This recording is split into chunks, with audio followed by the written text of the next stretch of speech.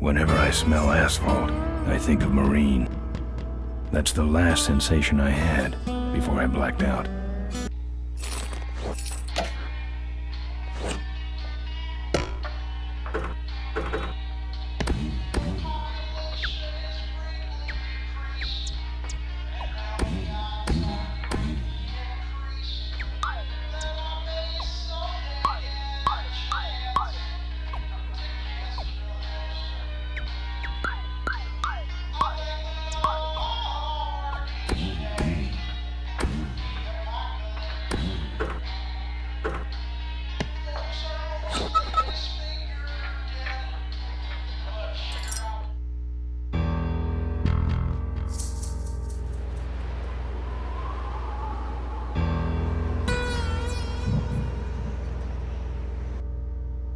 Whenever I smell asphalt, I think of marine. That's the last sensation I had before I blacked out. The thick smell of asphalt. And the first thing I saw when I woke up was her face. She said she'd fix my bike. Free. No strings attached. I should have known then that things are never that simple. Yeah, when I think of marine, I think of two things. Asphalt and trouble. Rip Burger, you're dumber than dirt. Oh, Mr. Corley, if you'd only listen to my plan, my vision. I know your plan, Rip Burger. You're waiting for me to die so you can take over my company. Oh, sir, that's horrible. I am not waiting for you to die. You know I've never liked you, Rip. But you have business know-how and killer instincts that I respect. Why, thank you, sir. But this latest idea of yours, riding up to our shareholders' meeting with a gang of bikers? Who do you think you're fooling? The shareholders, sir.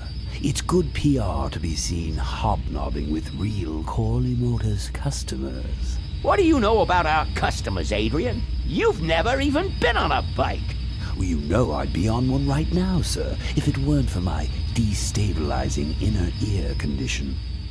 Ah, your ears are fine. It's what's between them that scares me.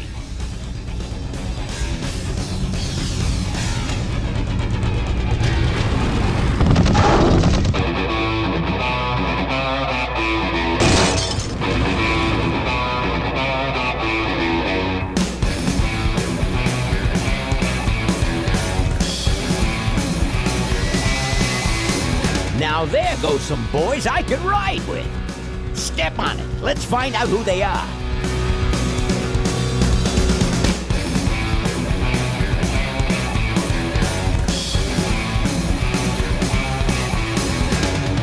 December 61, my dad wages line. Still on that salary, we all bought pussy time.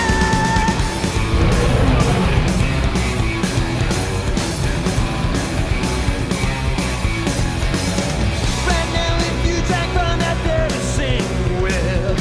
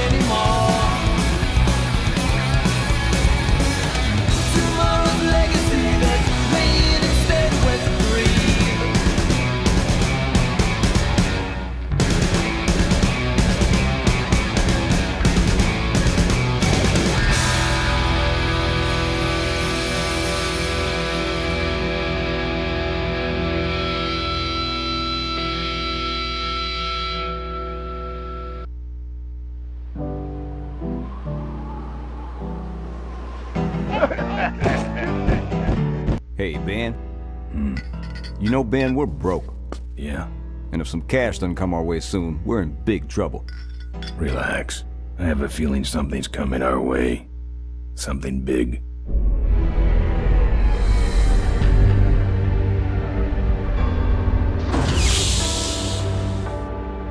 You better stay out here, Rip. This place is bikers only. All right. Who's the guy that drove over my car?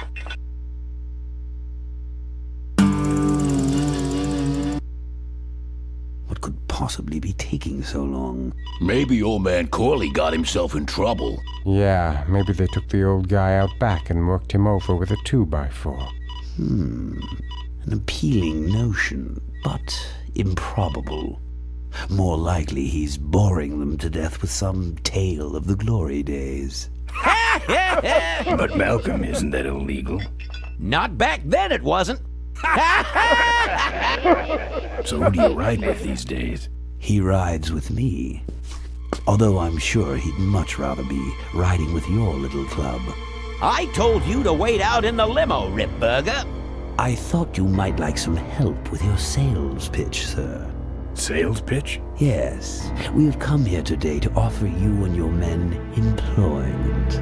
Mr. Corley requires an escort to the annual Corley Motors shareholders meeting. Does this look like an escort service to you? You would be well compensated for your time, of course. Not interested. It's fairly obvious that you could use the money. Listen, I said we're not for rent. The polecats are not goons for hire. Not even if it were Malcolm Corley's dying wish. Rip Burger? That does it. I'm gonna... Hold on there, Malcolm. If you don't mind, I'd like to step outside with Mr. Ripburger for a little chat. Excellent idea.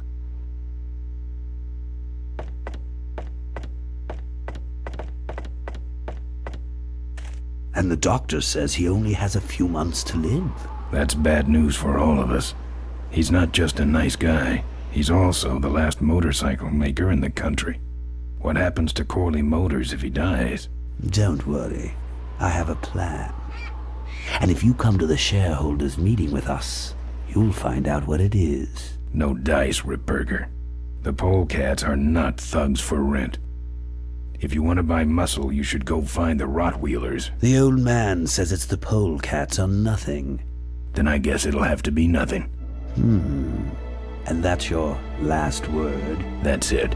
Well, I'd like to make you just one final offer.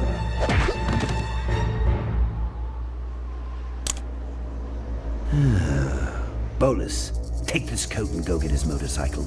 We'll have to tie up this little 200-pound loose end. It will need to look like an accident. That stuffed shirt actually thinks I'll leave him in control of Corley Motors when I go. Boy, is he in for a surprise. Hey, where's Ben going? Your colleague has decided to accept our generous offer after all. As a matter of fact, he's gone on ahead to scout out the route. He did? Well then, let's roll 'em, boys. Yahoo! Corville, here we come.